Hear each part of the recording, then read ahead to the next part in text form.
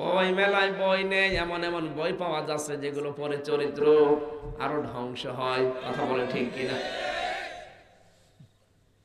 যে কিছুদিন আগে একটা লোকটা মারা গেছে, হুমায়ুন আহমেদ।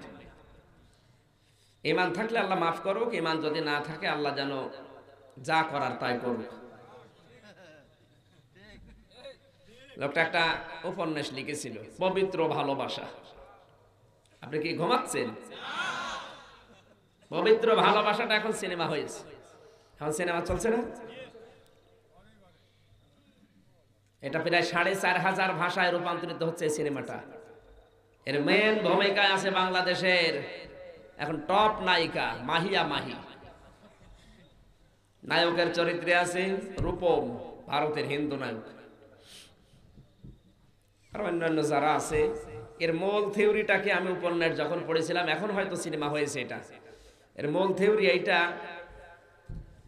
মাহিয়া মাহি একটা মুসলমানের মেয়ে, বোরকা পরে পর্দা করে কলেজে যায়। রূপম হিন্দু, এই ছেলের সাথে মন দেওয়া নেওয়া, শেষ পর্যন্ত ভাবের আদান প্রদান, দুইজন মিলে পালিয়েছে, বিয়ে করেছে। মুসলমান হিন্দু যদি ইমান না আনে বিয়ে হবে? বলেন না কেন? এই যে বিয়ে তো জায়েজ হচ্ছে না। এখন ওর বাবা মা, ওর গার্জিয়ান যারা আছে, বড় ভাই চাচা, যারা মেনে নেয় না এই বিয়েটা, কারণ কোরআনের নির্দেশের বাইরে মুসলমান মানতে পারে। যখন মেনে নেয় না, তখন পরিচালক তাদেরকে উগ্রবাদ, মৌলবাদ, ফান্ডামেন্টাল, সাম্প্রদায়িক, জঙ্গি, এগুলো চরিত্র হিসাবে এদেরকে দেখানো হচ্ছে। তো এটার দ্বারা কি বুঝলেন? বাস্তবে কিয়ামত পর্যন্ত যদি এই সিনেমাটা বিভিন্ন ভাষায় রূপান্তরিত হয়। আমি তামিলনাড়ু ছিলাম, ওখানে এই সিনেমা চলছে, কিন্তু এই ভাষায় না, তামিল ভাষায়। ওদের নায়ক নায়িকা আলাদা, কিন্তু সব থিওরি গুলো ঠিক আছে। ওই লোকটা তো মারা গিয়ে কবরে আপেল খাচ্ছে, কিন্তু এই যে এই সিনেমাটা তৈরি করার কারণে পৃথিবীর যত ভাষায় মানুষ দেখবে, মুসলমান মেয়েদের, বোরকা পরা মেয়েদের উপর একটা খারাপ ধারণা আসবে, যে এরা মনে হয় বোরকা পরে তোলাতলি এই করে। বলেন, বোরকা পরা নির্দেশ কার?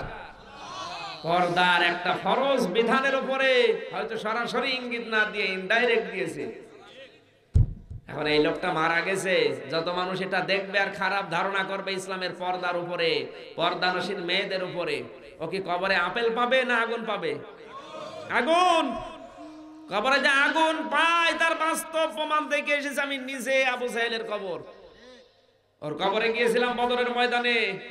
ড্রাইভার আমারে বলছে, হুজুর এটা এই যে শয়তানের কবর। শয়তান মানে আবু সাহেলের কবর। এত পানি দেওয়া হয় এই কবরে, কিন্তু কোনো গাছ হয় না, গাছ হলেই মারা যায়। অথচ পাশে দেখলাম বিশাল কবরস্থান সাহাবীদের, 14 জন সাহাবী কবর শহীদ হয়েছিল না, ওই 14 জনের কবর। এই পাশে বিশাল খেজুর বাগান, নিচ দিয়ে গ্যালন গ্যালন পানি উঠতেছে। ওগুলো সাপ্লাই করে, রিফাইন করে বিভিন্ন দেশে প্রদেশে পাঠিয়ে দিচ্ছে। আর শয়তানের কবরে এত পানি দেয়, 14 জন কাফেরকে এক কবরে উবদু করে মাটি দিয়েছিল। ওই কবরে গর্ত হয়ে আছে, তো কোনো গাছ হয় না। আমার মনে হয় আল্লাহ আমারে শরবত খাওয়াচ্ছে।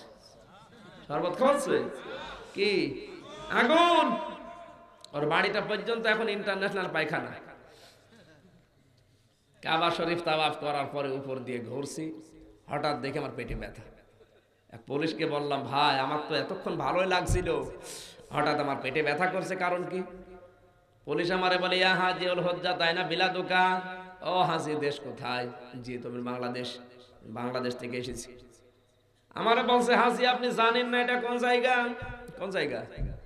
আবু সেহেলের বাড়ি। আপনি এখনো পায়খানা না করে দাঁড়িয়ে আছেন, তাড়াতাড়ি যান। পায়খানা করিয়ে দেখি আমার পেটের ব্যথা ভালো হয়ে গেছে। না না, আমি হাসির খোরাকি দিইনি। আল্লাহ তাআলা আমাকে জানাতে চেয়েছে, আমির হামজা 3.5 লাখ টাকা খরচ করে আসলে আর ওই শয়তানের মুখে পায়খানা না করে চলে যাবা, তাড়াতাড়ি করো।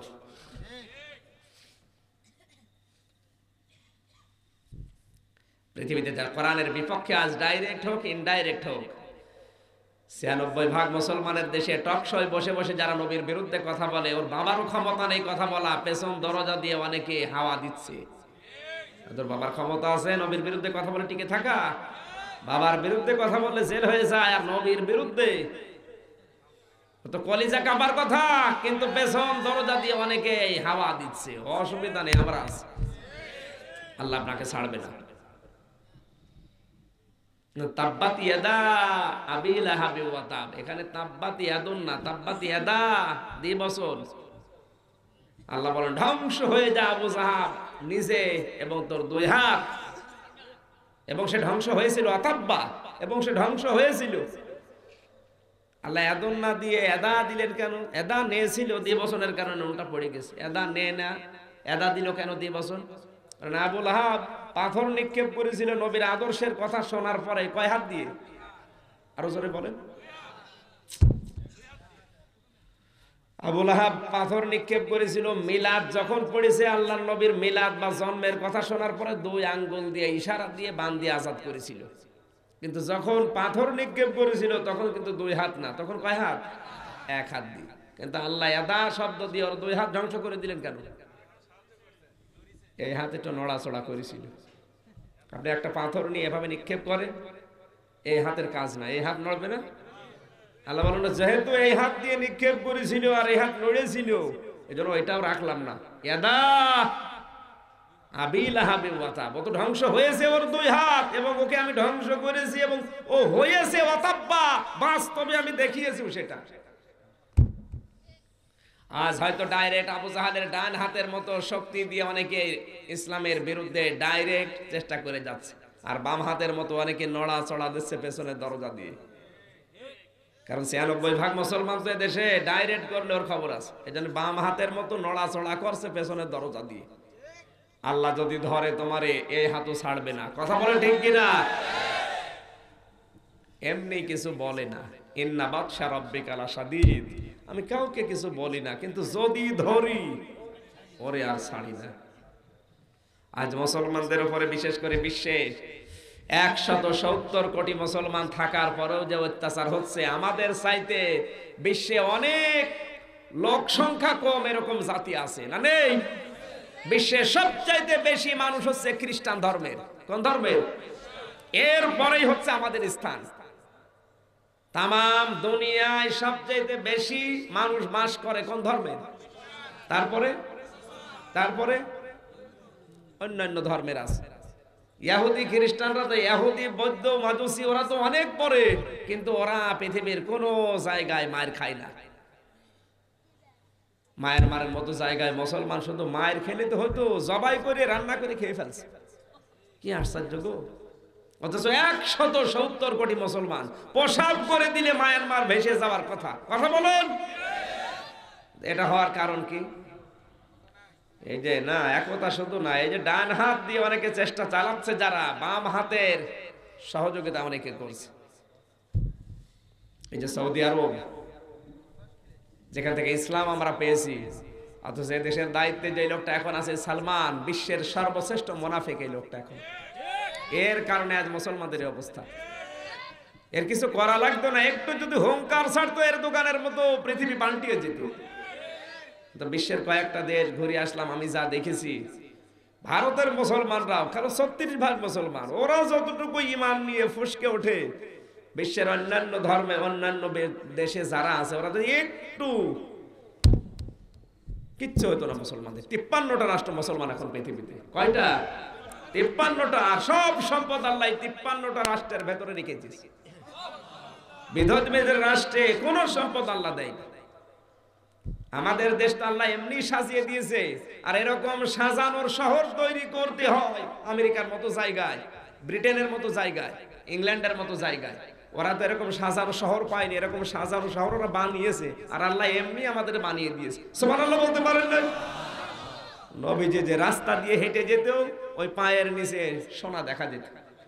আমরা আজ বাংলাদেশে, ভারতে, পাকিস্তানে মাটি খুঁড়লে হয় পানি পায় নাই কাদা পায় নাকি? আর নবীজি যেখানে পা দিয়েছিলেন ওই সমস্ত জায়গাগুলো এখন ওরা খুঁড়লে পানি না কাদা না, হয় তেল পাবে না সোনা পাবে। সুবহানাল্লাহ বলতে পারেন না? এত বরকত যে নবীর কারণে, সেই নবীর আদর্শগুলো আজ ভলণ্ঠিত হচ্ছে। মেয়েদেরকে আজ চালক বানিয়ে দিয়েছে, সিনেমা হল ওপেন করে দিয়েছে, সুদের মতো জিনিস এখন জারি করছে ওই দেশে। জোরে বলেন নাউজুবিল্লাহ।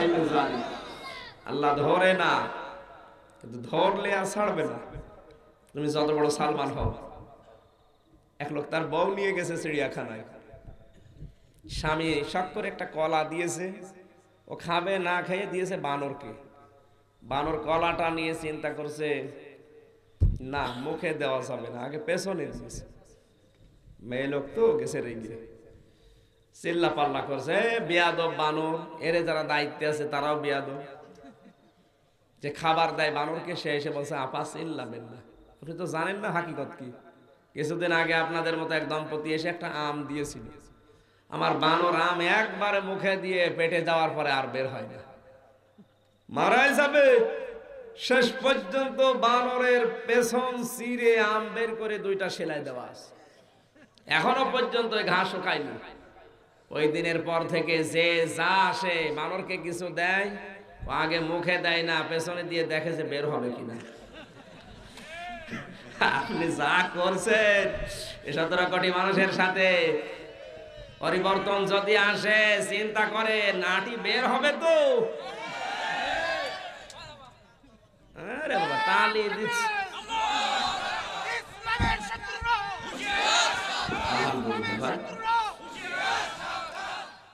আপনি রাগ করবেন? এই জন্য জান্নাতের ভেতরে যেহেতু আলাইহিস সালামকে আল্লাহ বানিয়েছিলেন, ও জান্নাতের ভেতরে বানানো, ওখানের পরিবেশে তৈরি বড় হয়েছে, যেন একবার শান্তি পেয়েছে তো জীবন গেলেও ছাড়তে চায় না। কারণ শয়তানের টার্গেট সব সময় মহিলা। শয়তানের টার্গেট কিন্তু সর্বপ্রথম মহিলা না পুরুষ? মহিলা। হাওয়া আলাইহিস সালামকে আগে টার্গেট করেছিল। কাকে? আদমকে কিন্তু টার্গেট করে নাই, আগে কার করেছে? কাকে? এজন্য পুরা কোরআন শরীফের ভেতরে যেখানে শয়তানের নাম পেয়েছি সেখানে পেয়েছি ইন্না কায়দা শাইতানি কানা দাঈফা। শয়তানের চক্রান্তগুলো একেবারেই দুর্বল, দাঈফা, একেবারেই দুর্বল। কিন্তু যেখানে মেয়েদের নাম পেয়েছি কোরআনে সেখানে আর দুর্বল শব্দ নেই। ইন্না কায়দা কুন্না আযীম, সূরা ইউসুফের 28 নম্বর আয়াত। আল্লাহ বলেন মেয়েদের চক্রান্ত বড় ভয়ঙ্কর, আযীম শব্দ দিয়েছেন আল্লাহ। কারণ মেয়েরা যদি কোনো পরিবারে, সমাজে, রাষ্ট্রে ষড়যন্ত্র শুরু করে, চক্রান্ত শুরু করে, ওটার পরিবার থাকে না, ওটা জাহান্নাম হয়ে যায়। আজও পৃথিবীতে কোনো মহিলাকে যদি শয়তান একবার আসর করে, ওটার মহিলা থাকে না, ওটা শয়তানের চাইতেও মারাত্মক হয়ে যায়। যদি এই দেশে এখনো শুরু হয়নি, ভারতে চলছে। সম্মানিত ভাইরা, আজ পরিবারগুলোর দিকে তাকালে মনে হচ্ছে অধিকাংশ পরিবারের মেয়েদের শয়তান দখল করে ফেলেছে। কারণ মেয়েরা এখন রাজমিস্ত্রি আর আমরা যোগাইলে। ওরা ভ্যানিটি ব্যাগ নিয়ে সামনে যায়, আর এই যে পুরুষ মানুষ একটা বাচ্চা কোলে করে নিয়ে বোকার মতো চলছে, মনে হচ্ছে ওটা রাজমিস্ত্রি আর যোগালি যাচ্ছে। এলাকা এখন ওরা এরকম হয়নি। ভারতের এই সিরিয়াল গুলো দেখে দেখে ওরা এই চরিত্র বানাচ্ছে স্বামীর সাথে আচরণী। কথা বলেন। সমাজে যে সমস্ত মেয়েরা চক্রান্ত করে, আজ এই যে মহিলা মেম্বার হয় না, মহিলা মেম্বারের কাজ কি? কোনো কাজ না।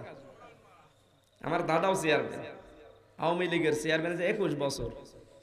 ওরা বললাম দাদা এই যে মহিলা মেম্বার হয় এর কি কাজ? বলছে নাতি ওর কোনো কাজ নেই, ওই যে কয়টা টাকা পায় মাসে মাসে সোনো পাউডার কিনে সিফটি পিন মেরে ব্লাউজ গায়ে দিয়ে যখন আসে তখন ইউনিয়ন গরম হয়, চলে যায় ইউনিয়ন ঠান্ডা হয়। কোনো কাজ নেই। এই মহিলারা যদি 4-5 জন এক জায়গায় বসে বিচার করে, আর একজন মহিলা বলবে ও বউ তুই থোক, তোর বিচার করার দরকার নেই। ওদের বিচার ওরাই মানে না। ওর মেম্বার তাও 3 ওয়ার্ড মিলি, এক এক ওয়ার্ডে পুরুষ মেম্বার একটা, আর 3 ওয়ার্ড মিলি একজন মহিলা। জোরে বলুন সুবহানাল্লাহ। সুবহানাল্লাহ। এরপরে উপরে আপনি যত উঠবেন তাকান, যত উপরে উঠবেন তাকান। আমেরিকা পাগল, কিন্তু অত পাগল না। হিলারিকে ওরা আজ পর্যন্ত পাশ করতে দেয়নি। পুরুষ শাসিত ওদের দেশ, ওরা পাগল। আমরা মনে করি পাগল, কিন্তু অত পাগল এখনো না। কথা বলেন না কেন? আমরা আল্লাহ আমাদের কোন শাস্তি দিচ্ছে আল্লাহ ভালো জানে। পাপের শাস্তি আল্লাহ তুমি এভাবে না দিও, অন্যভাবে দাও। কথা বলেন না কেন? শুধু মিলাদ নিয়ে, জন্ম নিয়ে আনন্দ করা যাবে না। হ্যাঁ, মিলাদ নিয়ে আপনি আনন্দ করেন, জিলাপি খাবেন, খিচুড়ি খাবেন, কোনো নিষেধ নেই, আমি করছিও না, করেন। কিন্তু ওটা ইবাদত মনে করে যদি শুরু করেন তাহলে আপনি সাহাবীদের চাইতে বেশি বোঝেন। আল্লাহর নবীর সাহাবীরা নবীজির ইন্তেকালের পরে একজন সাহাবীর নাম বলছি, হযরত তোফায়েল রাদিয়াল্লাহু তাআলা আনহু। 93 বছর বেঁচে ছিল নবীজির ইন্তেকালের পরে। কত বছর? 93 বছর। তিনি 120 বছর দুনিয়া জীবিত ছিলেন। এদিকে 7 বছর, ওদিকে 20 বছর, কত হয়? 27 বছরে তিনি ইসলাম গ্রহণ করে এই যে 193 20 বছর দুনিয়ায় বেঁচে ছিলেন। নবীজি ইন্তেকালের পরেও সে বেঁচে ছিল 93 বছর। কিন্তু 93 বছরে কোনোদিন আমাদের মতো ইয়া নবী সালাম আলাইকে পড়ে, মিলাদ পড়ে, জিলাপি খিচুড়ি খায়নি, এই ঈদে মিলাদুন নবী পালন করেনি। একজন সাহাবী নবীকে যে ভালোবাসা দিতে পারবে, আমরা তামাম দুনিয়া মিলে দিতে পারবো? আপনি কিসের ভালোবাসা দেখাচ্ছেন ঈদে মিলাদুন নবী পালন করে? খালি মিলাদ পড়া না, আপনাকে তো মানা লাগবে সিরাত। কারণ যারা সিরাত মেনে নিয়েছে, নবীর আদর্শ মেনেছে, তারাই জান্নাতি। যেমন আমির হামজা আব্বাস। এই কথা বলেন না কেন? আরো দলিল দেওয়া লাগবে। এজন্য আপনি মিলাদ পড়েন, নিষেধ নেই, কিন্তু পাশাপাশি আপনাকে সিরাত মানা লাগবে, নবীর আদর্শ মানা লাগবে। আর একটা আদর্শের কথা বললাম, নবীজি ছোটবেলায় মায়ের কোলে ভাইয়ের হক নষ্ট করলেন না। এরকম 27টা পেয়েছি আমি। সময় যেহেতু কম, আমি নির্ধারিত আয়াতের দিকে যাচ্ছি। কষ্ট হচ্ছে আপনাদের? আজকের আলোচনার বিষয় হচ্ছে বিজয়। কি? আরো জোরে বলেন। সুতরাং যা হচ্ছে পৃথিবীতে ভালো হচ্ছে। হ্যাঁ, ভালো হচ্ছে, আপনি তো এবার পাবেন। আপনি বললে হবে? জবান ছেড়ে আগে কোরআনের আয়াত পড়েন, আমি বাস্তবে মিলাচ্ছি। আউযু বিল্লাহি মিনাশ বিসমিল্লাহির রাহমানির রহিম। আন্দাজে না, সব তথ্য আমি তাফসীর থেকে, হাদিস থেকে, ইতিহাস থেকে এবং বাস্তবতার সাথে মিলিয়ে লিখে এনেছি। শুধু নোট করেছি, আপনাদের পয়েন্টগুলো বলছি। 12টা পর্যন্ত সময় দিয়েছেন নাকি 12টা পার করব? 12টা পার করা ঠিক না ভাই।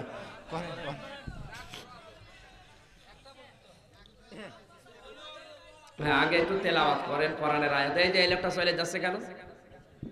কি আপনি কি কিসের 1 নাম্বার এই বয়সে? সভাপতির ভাই, ঠিক আছে, মুরব্বী মানুষ তো কিছু বলছি না। যুবক মানুষ উঠলে এমন কথা বলবো জীবন উঠবে না। আগে পড়েন একবার। আউযু বিল্লাহি মিনাশ শাইতানির রাজিম। বিসমিল্লাহির রাহমানির রহিম। ইযা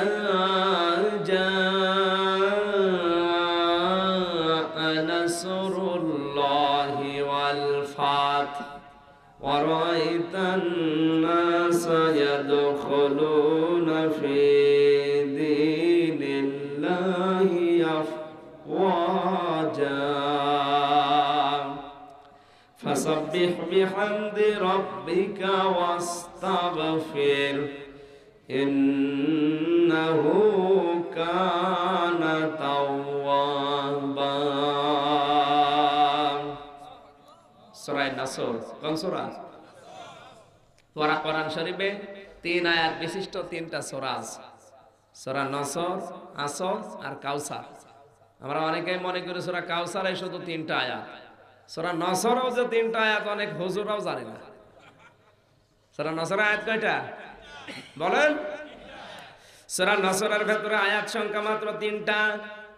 কেউ যদি একবার সূরা নাসর সাহাবের নিয়তে তেলাওয়াত করে, কমপক্ষে প্রত্যেকটা অক্ষরে তার আমলনামায় আল্লাহ 10টা করে নেকি লিখে দেবেন। আমরা তেলাওয়াত করেছি। বিশ্বনবী মুহাম্মদুর রাসূলুল্লাহকে আল্লাহ জানাচ্ছেন, ইযা জাআ নাসরুল্লাহি ওয়াল ফাত, যখন আসবে, ইযা জাআ নাসরুল্লাহ, আল্লাহর সাহায্য, তখন আপনি বিজয় দেখতে পাবেন। আর 47 বছরে আল্লাহর সাহায্য এখনো আসে নাই, এজন্য আমরা ইসলামের বিজয় এখনো দেখতে পাইনি। কথা বোঝা লাগবে ভাই। নবীজি চেষ্টা করেছিলেন 17 বছর থেকে 40 বছর 23 বছর একাধারে নিজের মন মস্তিষ্কের গড়া চিন্তা ভাবনা দিয়ে। কয় বছর? 23 বছরের ফল হয়েছে জিরো। কি হয়েছে? 17 থেকে 40, 23 বছর একাধারে চেষ্টা করার পরে ফল জিরো হয়ে গেল। অথচ একই নবী একই মানুষ 40 থেকে 63 হাতে তার কোরআন শরীফ ছিল। তিনি চেষ্টা করলেন, বাকি 23 বছরে শুধু ফল জিরো না, এমন এমন হিরো তৈরি হয়েছে কিয়ামত পর্যন্ত এরকম হিরো আর আসবে না। আল্লাহর সাহায্য না আসলে বিজয় আসে না তার বাস্তবে। মানে এবার নবীর জীবন থেকে মিলেন 13 বছর। মদিনায় যাওয়ার পরে আরো চেষ্টা করলেন 2 বছর। দ্বিতীয় হিজরিতে বদরের যুদ্ধ হয়েছিল। এদিকে 13, ওইদিকে 2, কত হয়? এই 15 বছর চেষ্টা করার পরে আল্লাহর নবী বদরের ময়দানে সাহাবী নিয়ে গিয়েছিলেন মাত্র 313 জন। তাহলে 15 বছরে তার রেজাল্ট কয়জন? আরো জোরে বলেন। 313 জন পেলেন মাত্র। মদিনাতে যাবার পরে আরো 4 বছর পার হয়ে গেল। বিশ্বনবী মুহাম্মদ রাসূলুল্লাহ স্বপ্ন দেখলেন, লাকাদ কানা লাকুম, লাকাদ সাদাকাল্লাহু রাসূলাহুর রুয়া বিল হাক্কি লাতাদখুলুন্নাল মাসজিদাল হারাম ইনশাআল্লাহু আমিনিন। আল্লাহর নবী এই যে 15 থেকে 4 কত? হুদায়বিয়ার জন্য নবীজি, বিশ্বনবী হজ করার জন্য আসছিলেন। হুদায়বিয়া নামক জায়গায় এসে আটকে গিয়েছিলেন। নবীজি স্বপ্ন দেখলেন কত হিজরিতে? 6ষ্ঠ হিজরিতে। ওদিকে দ্বিতীয় হিজরিতে বদরের যুদ্ধ হয়েছে। বাকি 4 বছর চলে গেল। স্বপ্ন দেখার পরে জানালেন, আমি জানো তোমাদেরকে দেখছি মুহাল্লিকিনা রুসাকুম ওয়া মুকাসসিরিনা লা তাখাফুন। তোমরা মাথা মুন্ডন অবস্থায় অথবা চুল কর্তন অবস্থায় নিরাপদে শান্তির সাথে বাইতুল হারামে আল্লাহর ঘর তাওয়াফ করার জন্য যাচ্ছ। এই স্বপ্নটা নবীজি জানালেন। নবীজির স্বপ্ন শুধু নবীদের স্বপ্ন, শুধু স্বপ্ন না, ওটা কি? আরো জোরে বলা লাগবে। আমরাও তো কত ধরনের স্বপ্ন দেখি। কত মানুষ স্বপ্ন দেখে নাপাক অবস্থায় ঘুমিয়ে আছে, ঘুম থেকে উঠে বলছে আমি একটা মাজার পেয়েছি স্বপ্নে। স্বপ্নে পাওয়া মাজারে দেশে নেই। আর আসতে বলেন, এদেশে স্বপ্নে পাওয়ারই মাজারই বেশি। অনেক মাজারে লাশ নেই, শুধু স্বপ্ন। কত মানুষ স্বপ্ন দেখছে। চেয়ারে যখন বসলাম একবারে আমি 41-এর আগে নামবো না। কি স্বপ্ন গো! আপনি স্বপ্ন দেখতে পারেন, অসুবিধা নাই, কিন্তু ঘুম ভেঙে দেখবেন চেয়ারের পায়াও নেই। স্বপ্ন আর বাস্তব কিন্তু এক না। এক নাকি? ওরা আলাদা। স্বপ্নে অনেক কিছু দেখতে পারেন, কিন্তু ওটা আপনি তো সাধারণ মানুষ, নবী না, ওটা তো ওহী না। কিসের স্বপ্ন দেখে আপনি আন্দাজে বিভোর হয়ে আছেন? নবী স্বপ্ন দেখেছিলেন, ওটা ছিল। সাহাবীদেরকে বলার সঙ্গে সঙ্গে সাহাবীরা আনন্দিত, নবী আমরাও যাব। কারণ এতদিন বাপ মা আত্মীয় স্বজন থেকে আমরাও আলাদা হয়ে আছি। আল্লাহর ঘর তাওয়াফ করব, সবাই মিলে যাচ্ছে। এই সময় নবীজির সাথে মানুষ আছে 1400। কত? আরো জোরে বলা লাগবে।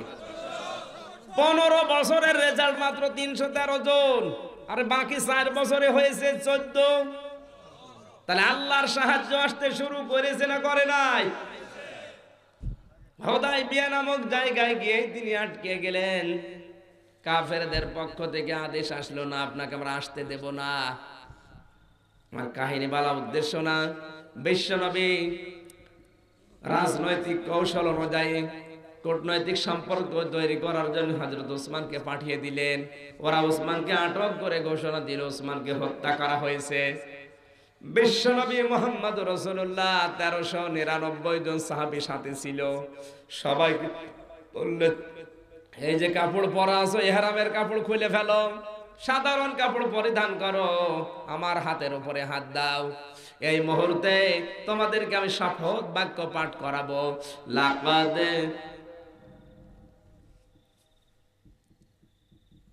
রাদিয়াল্লাহু আনিল মুমিনিনা ইযা ইউবাইউনাকা তাহতা শাজারাতি ফাআলিমা মা ফি কুলুবিহিম ফানজালাস সাকিনাতা আলাইহিম ওয়া আসাবাহুম ফাতহান করিবা। নবীজি শপথ বাক্য পাঠ করাচ্ছিলেন যে গাছের নিচে, তাহাতা সাজার ওই বাবলা গাছ এখনো আছে, হয়তো গাছটা নেই, তার চারা আছে, ওখানে একটা কূপ আছে, বিশাল একটা মসজিদ বানিয়ে দিয়েছে। নিজের চোখে ওই জায়গাগুলো দেখে আসলাম। নবীজির হাতের উপরে 1399 জন হাত দিলেন। আল্লাহর নবী নিজের বাম হাতটা এবার সাহাবীদের হাতের উপরে দিয়ে দিলেন। সাহাবীরা বলে, হুজুর বাম হাত কিসের? বিশ্বনবী বলেন, সাহাবীরা এই মাত্র কোরআনের আয়াত নাযিল হয়ে গেছে, আজকে আমার সাথে যারা শপথ বাক্য পাঠ করছে আল্লাহ তাদের উপরে রাজি। শুধু রাজি না, তাদের উপরে রহমত নাযিল করছেন আল্লাহ। হযরত উসমান যেহেতু আমাদের ভেতরে নেই, আমি তার পক্ষ হয়ে বাম হাতটা দিয়ে দিলাম, আমার আল্লাহ যেন উসমানের উপরে রাজি হয়ে যায়। আল্লাহ কখন রাজি হলেন? একটা বিনা অপরাধে মানুষকে ওরা আটক করে ঘোষণা দিয়েছে হত্যা করা হয়েছে। নিরপরাধ মানুষের পক্ষে 1399 জন জীবন দেওয়ার জন্য যখন দাঁড়িয়ে গেছে, তখন আল্লাহ তাদের উপরে রাজি হয়েছে। কথা বলে না কেন? আজ যদি একটা মানুষের অধিকার রক্ষা করার জন্য 1399 জন না, 17 কোটি মানুষকে জীবন দেওয়া লাগে, আর নবীর ওই তাহাতা সাজারাতে বাবলা গাছের নিচের মতো যদি আপনি বায়াত নিতে পারেন, দেশ রক্ষা করার জন্য, স্বাধীনতার জন্য, ইসলামের জন্য, মানবতার জন্য, মানুষের জীবন জানমাল ইজ্জত আবরু হেফাজতের জন্য, আজও আমার আল্লাহ আপনার উপরে বেহুদাই বিয়ার মতো রাজি হয়ে যাবেন। এইটার নাম ইসলাম। ওরা সংবাদ পেয়েছে ওরা 1399 জন জীবন দেওয়ার জন্য বায়াত নিচ্ছে, ভয়ের চোটে উসমানকে ছেড়ে দিয়েছে। হুদায়বিয়ার এই শিক্ষাটা যদি আজ আমরা বাংলার মুসলমানেরা নিতে পারতাম, আমাদের অধিকার পৃথিবীর কেউ নষ্ট করতে পারতো না। 19 বছরের রেজাল্ট কতজন? আরো জোরে বলেন। 1400 জন। 19 থেকে এবার 6ম হিজরি, এরপরে 8ম হিজরিতে বিশ্বনবী মুহাম্মদ রাসূলুল্লাহ সাল্লাল্লাহু আলাইহি সাল্লাম এসেছিলেন মক্কা বিজয় করার জন্য। সাথে ছিল 10,000। কত? সবাই বলা লাগবে। এরপরে গেল 9ম হিজরি, আবু বকর সিদ্দিক রাদিয়াল্লাহু তাআলা আনহুকে আমিরুল হজ বানিয়ে নবীজি হজ করতে পাঠালেন। 10ম হিজরিতে বিশ্বনবী বিদায় হজের ভাষণ দিলেন। তার সামনে ওই সময় ছিল 1,14,000 সাহাবী। কয় বছরের ব্যবধান? 6 থেকে 7, 8, 9, 10, 4 বছর। 4 বছরে যেখানে 1400 ছিল, সেখানে 4 বছরের ব্যবধানে মানুষ হয়ে দাঁড়িয়েছে বিদায় হজের ভাষণে নবীর সামনে 1,00,000। আরো জোরে। নবী জয় সময় কি বললেন? শেষ কথা, তারাক্তু ফীকুম আমরাইন, 2টা জিনিস রেখে গেলাম। লান তাদিল্লু, পথ হারাবে না, না খেয়ে থাকবে না, মার খাবে না, লাঞ্ছিত হবে না। কি করলে? মা তামাসসাকতুম বিহিমা কিতাবুল্লাহি ওয়া সুন্নাতু রাসূলি, যদি আল্লাহর কোরআন কিতাব আঁকড়িয়ে ধরো আর আমার সুন্নাহকে যদি অনুসরণ করে চলো, কোনোদিন তোমরা মার খাবে না। মুসলমানেরা ওই সময় নবীজির সামনে আবু বকর, ওমর, উসমান ছিল না? আরো জোরে, আরো জোরে বলেন। নবী কি বলতে পারতেন না যে আমার ইন্তেকালের পরে যে আবু বকরকে রেখে গেলাম, ওমরকে রেখে গেলাম? বলতে পারতেন না? তাদের নাম না বলে নবী কেন বললেন তোমাদের সামনে আমি কোরআন আর আমার সুন্নাহ রেখে গেলাম? বলেন। অনেক হাজার হাজার পীর পৃথিবীতে তৈরি হচ্ছে, মারা যাওয়ার আগে ইন্তেকালের আগে ওসিয়ত করতে পারে না যে আমার মুরিদেরা, আমি চলে যাচ্ছি, তোমাদের জন্য আল্লাহর কোরআন আর আল্লাহর নবীর সুন্নাহ রেখে গেলাম না। ও শয়তান বলে, এই যে আমার ছোট ছেলে বড় ছেলে গদ্দিন হোসেন পীর রেখে গেলাম, এরে তোমরা মেনে চলো। ওরা গদ্দিন হোসেন পীর কে বলিস? ও গদ্দিন হোসেন শয়তান, গদ্দিন হোসেন পীর। আপনি ভুল বুঝবেন না ভাই। নবীজির সামনে অত বড় বড় সাহাবী যারা জান্নাতের গ্যারান্টি প্রাপ্ত, তাদের নাম বললেন না। তিনি বললেন কিতাবুল্লাহ ওয়া সুন্নাতু রাসূলি। নবী কিন্তু বলেন না যে আল্লাহর কিতাব আর আমার হাদিস রেখে গেলাম, বলেছেন? বলেছেন সুন্নাতু রাসূলি, আমার রাসূলের সুন্নাত আমি তোমাদের জন্য রেখে গেলাম, আমার সুন্নাত। আজ আপনি আহলে হাদিস দাবি করে বগল বাজাচ্ছেন, উল্টা পাল্টা বুঝবেন না। নবীজির হাদিস